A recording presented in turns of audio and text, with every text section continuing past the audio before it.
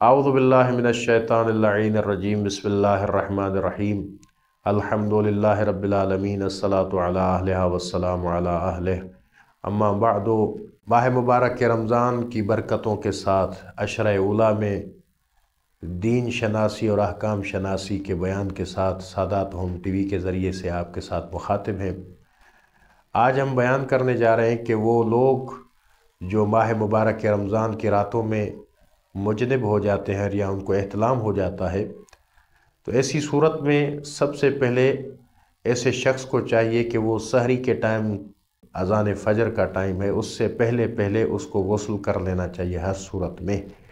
अगर वो गुस्ल अंजाम नहीं देता आमदन जानबूझकर और अज़ान फ़जर हो जाती है, तो ऐसे शख्स का रोज़ा बातिल हो जाता है और उसके लिए ज़रूरी है कि वो सारा दिन अपने आप को उन तमाम चीज़ों से बाज रखे जो रोज़ेदार के लिए हराम है और जिनके वजह से उसका रोज़ा बातिल हो सकता है।